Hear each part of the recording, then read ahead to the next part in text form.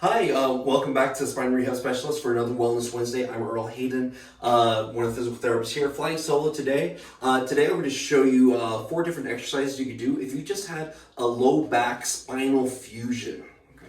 So there's not a lot of variety you can do right after the surgery. The biggest thing is one, you can't bend or twist. All right, so we need to learn how to get up, in and out of bed without bending or twisting. So some folks, when they're laying down, we're here, we're getting up.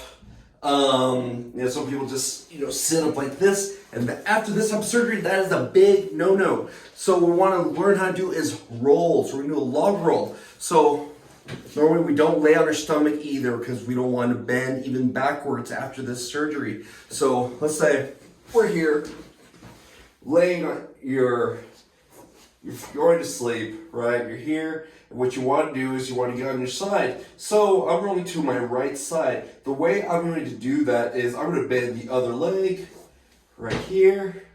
This other leg stays straight. And then I'm going to use my left arm and my left leg. I'm going to reach over all at the same time. And you can use the side of the bed to help you pull. So we're just doing this. Everything moving together, okay?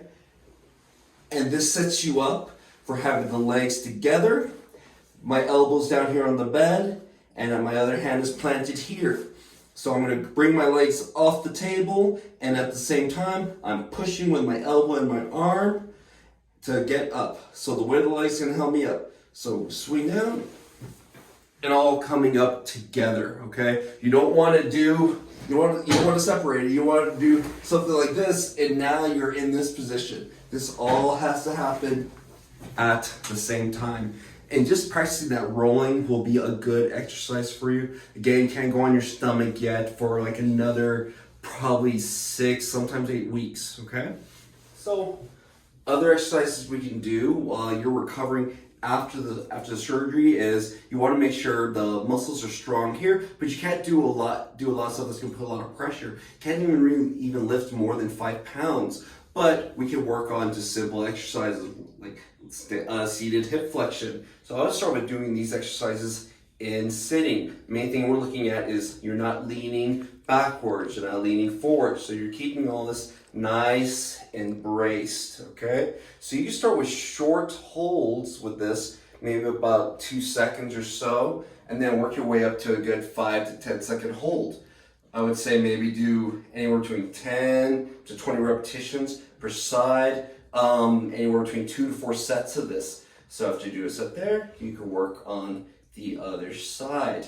After about a good 4 weeks, you can make this a little more challenging by adding in a reach, so going up overhead. And that's going to really start to help you turn on those core muscles. Again, you want to give yourself time to adapt to this. Everyone's different. Everyone handles pain differently. So let that discomfort be your guide, okay? So another exercise you can do is you still work on the hips, but you're really not going to do a lot of bridging just yet until probably a good 6 to 8 weeks after the surgery. So what we can do to prepare for that is one of our favorite exercises that we've shown plenty of times here is the clamshell exercise or side-lying hip external rotation. So again, laying on your side, we're making sure everything's nice and lined up, okay? Your heels are lined up right underneath the hips and your shoulders. So everything's lined up from shoulders, hips, feet, okay? Then from here, toes stay pulled up and you're just lifting up the knee, okay? If you want to, before you lift up the knee, do a little glute squeeze, so contract those glutes and then lift up, okay? You should just feel this right through here. If you might feel a little stretch through the inner thigh, but you should mainly feel these muscles right around here working. I would say do anywhere between good 10 to 15 reps of that, okay? So working on building up the endurance. Once it gets too easy, then start doing longer holds. Working up to a 5 or even 10 second hold and gradually add on more sets and repetitions.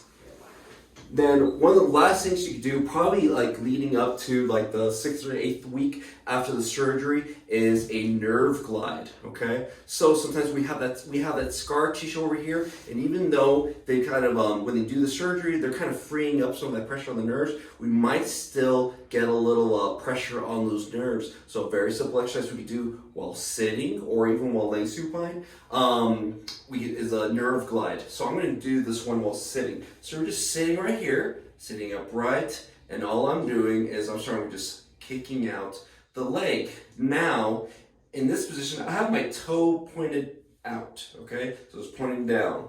And then what I'm going to do is, as I bring my foot down, I'm going to pull my toe up. So, like you're reaching out with your leg and out with your toes, and then come down, you're tucking everything back in. And kind of let that discomfort be your guide. So you might feel a little stretch right here on the hamstring. What you don't want to feel is lots of running up the leg up into this point. So if you start feeling that, don't make the motion as big. Kind of go up to, let's say, I'm feeling that right here. What you can do then is you can hold the leg right there where you have a little bit of that discomfort, and then start pumping the foot. This will help kind of jiggle that nerve loose a little bit. See if we can free it up from that scar tissue. If you feel like it loosens up, you start chasing that motion a little bit more. And then repeat that, maybe about like 5 or 10 times, or as many times as needed until that starts to loosen up. I would say maybe about anywhere between 15 to 20 reps per side is good. And then if that is feeling comfortable, you start adding in some head motions. So as we're going up, that's putting the nerve on a little bit of tension, and we can also look up. That puts the nerve on a little bit of slack. So up with the leg, up with the head, going down, down with the leg, down with the head. And you just do that maneuver like this, which looks kind of weird. So probably don't practice this out in public because people will stare. But definitely in the comfort of your own home. Again, let that discomfort be your guide, 10 to 20 reps per each side. And those are 4 different exercises you can do if you just had a lumbar fusion. So make sure to join us tomorrow where Harry and Anthony are going to go over more about this type of surgery and what it entails, and what are the different precautions and different things, different reasons that people get that surgery. And make sure to join us every week. Check us out on Instagram, YouTube, and of course on Facebook for more of all of these episodes. And make sure to join us next week for another video, another Wellness Wednesday, to have more ideas on how we here at Spine Rehab Specialists can help you stay moving.